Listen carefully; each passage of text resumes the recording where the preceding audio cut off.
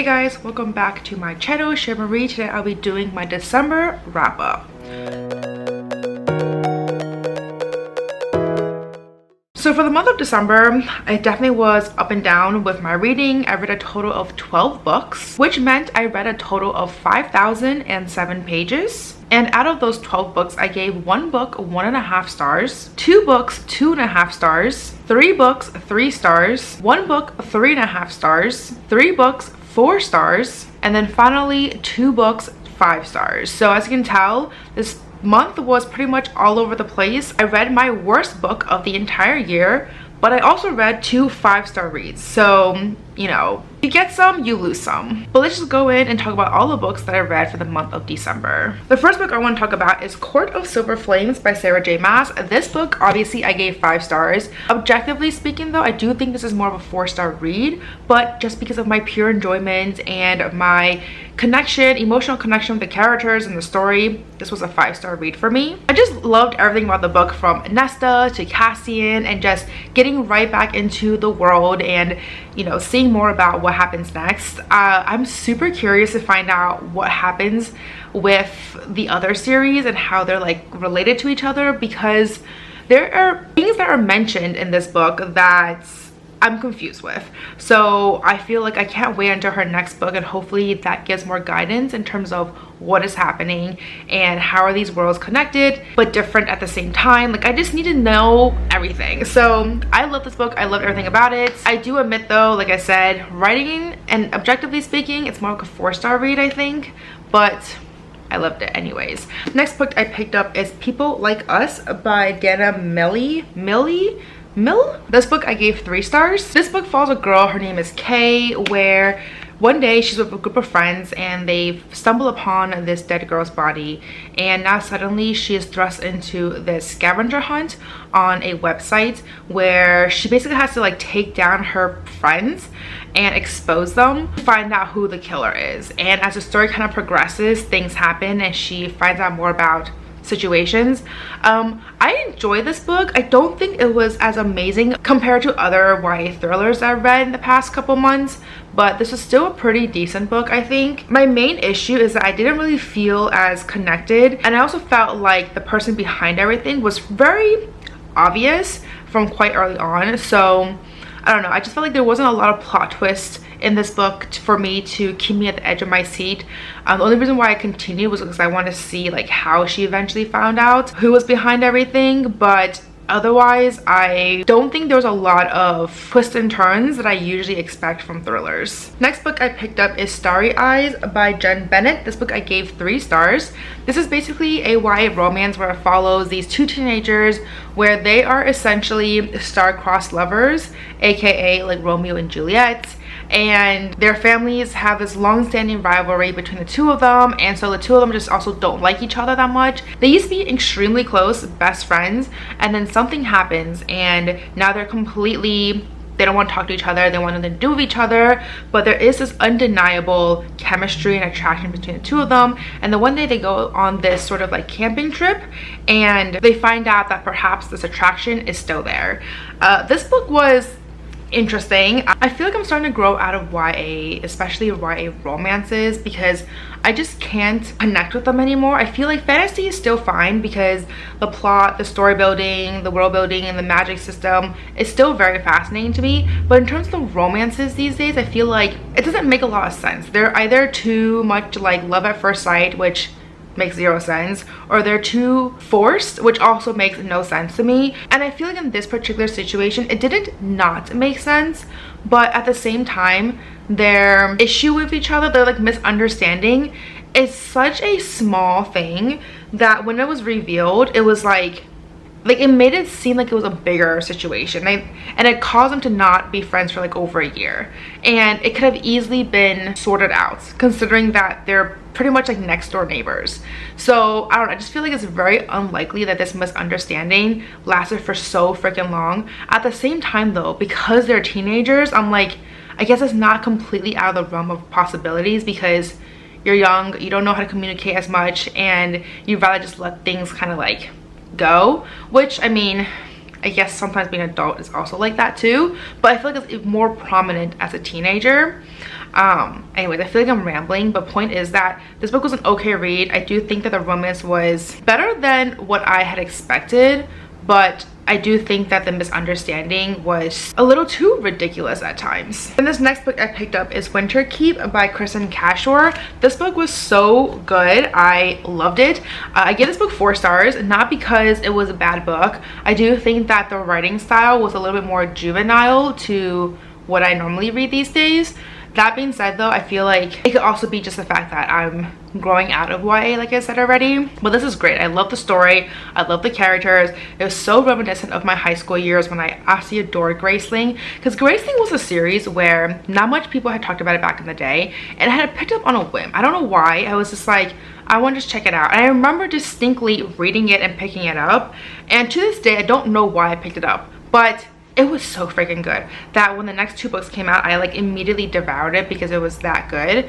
And since then, I don't remember everything about the books, but I clearly remember Graceling, and I remember Kristen Cashore, and I remember loving the story. Like, it was just lots of nostalgic childhood memories there. So this book came out, I was really excited, and I'm happy to say that I loved how the author did such a good job with kind of reintroducing the series without having me go reread the original trilogy, because that was my biggest fear. So I read this book and I was able to pick up tidbits here and there and was able to reconnect with the whole storyline, which is great. I also did talk about this a little bit more in my catching up reading vlog, which I will link above and down below. Basically, I was catching up a bunch of books that I had potentially gave them 5-star predictions. Unfortunately, this did not get 5 stars, but I think in terms of the nostalgia factor and just the writing and everything, and the story and the characters, this is a really good read. Next book I picked up is a disappointment because I really enjoyed the first 2 books in the series.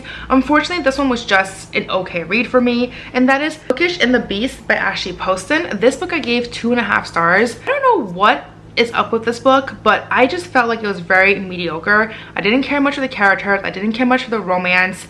The only redeeming factor was that there were some like what is it called when like previous characters make a little like appearance in here, but like they had that happen a couple times and I was like here for those. But other than that though, I'm just like, I don't understand the chemistry between the 2 of you. I also don't entirely understand why this is called Bookish and the Beast, because this implies to me that the guy is a beast, right? Like, he's extremely ugly. It turns out he's not. That was never the case. He was always freaking hot. So I'm like, why is he called the Beast? Like, you need to give me more reason for this. So each book has always been like a little retelling. So the first one was Cinderella, the second one was The Prince and the Pauper, and this third one's supposed to be Beauty and the Beast. Where is this Beauty and the Beast retelling? Like, I don't understand. The only resemblance I can think of is the fact that the majority of this book took place in a small town in a bookshop, like slash library. That's it.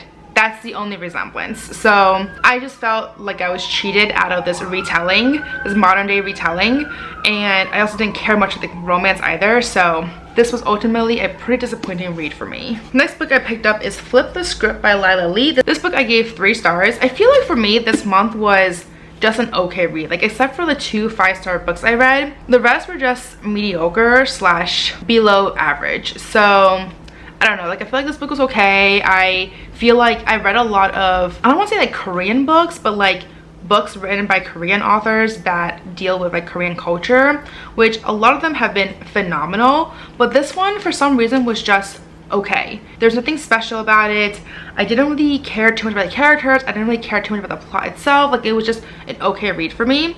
That being said, it wasn't bad, which is why I still gave a book 3 stars, because I did like the Korean culture and the elements there. I found that super fascinating. I also really like the fact that the character is American, but now she is in Korea and becoming a Korean like actress, and so she's dealing with some cultural differences between her upbringing and the Korean culture there. So that was one part that I really enjoy, which is why 3 stars. But everything else though, I was like, it's okay. Like, it was nothing crazy, nothing special. And I don't know, I also felt like this book was also an LGBTQ plus romance, and I wish the romance had a bigger role, because you don't really see that, especially in like Asian cultures. It's still very much a taboo topic, I want to say. It's definitely becoming better over the years, but it's still something that is not discussed too often. So when a book does go into that in an Asian culture, I like that to be represented more.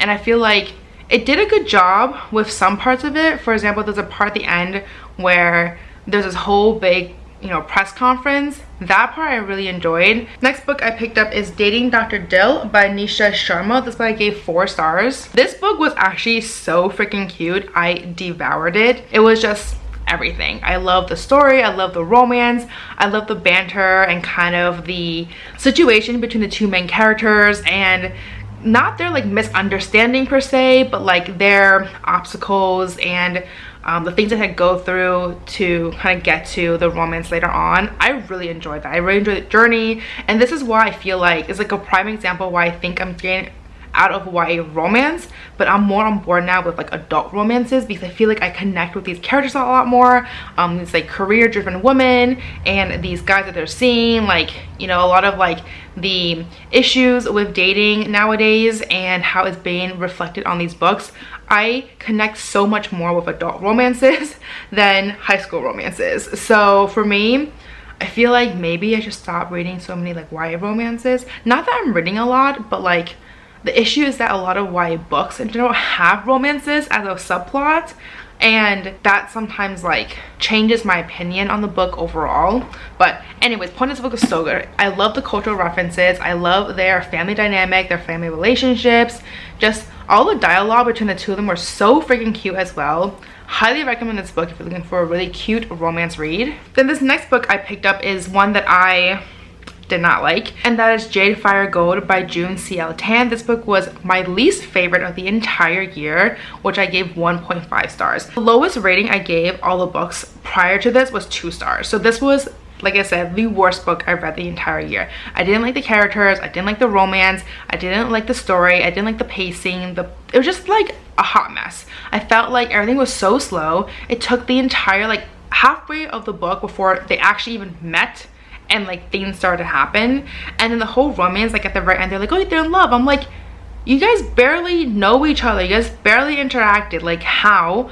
I did talk about this a lot more in my worst books of 2022, which I will link above and down below in case you want to check that out.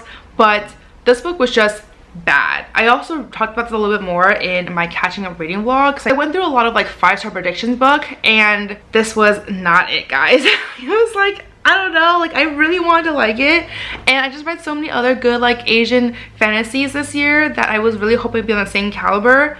That was not the case with this book. I don't know, I was like expecting so much. It sounded so good, the book was so pretty, but the inside, the execution was just not the same. This next book I picked up is Love on the Brain by Ali Hazelwood. I am so glad I read this book. Like I said already earlier, I gave this book 5 stars. It is so good. I love the story, I love the banter, I love the romance, I love the characters. Like, it's just so good. This book was also in my best books of 2022, so I'll link that video above and down below in case you want to check that out.